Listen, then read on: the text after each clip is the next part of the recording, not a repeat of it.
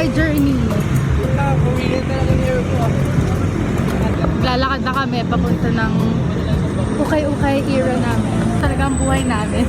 Kung masama niyan sa bagong ukayan, kami na naman yung mga kapili. Tapos ko na naman yung wala. Ang tagal namin dun sa Ukayan. Tapos siya una namin pinapili. Ang ending kami ni Terrell unang nakabili. Dalawa pa. Sunod lang kami sa kanya. Proud na proud pa yan siya. Kasi yung mga nakuha niya ang ganda. Zara, branded, mga branded talaga. 50% sila man. Robo. Parang robos. So arrival, let's go. Try early. Waffle. Kaso di kasya sa akin. Uy, Naiko. Ito pwede. Gucci, oh. 3,000. Marami silang shorts dito. Sana naman makachamba. Saan?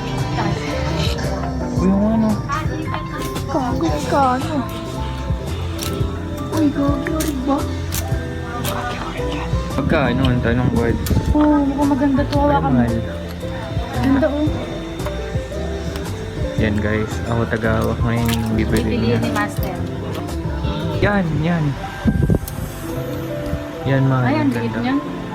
So ayun nga guys, sa pag-ikot-ikot nyo dito, marami naman talaga kayong mahahanap dito. Yun nga lang, pricing nga lang talaga ang mga benta nila dito. Dahil nga siguro branded ang mga binibenta nila, hindi siya magiging pasok sa budget nyo kung talagang pang-ukay-ukay ang balak nyo.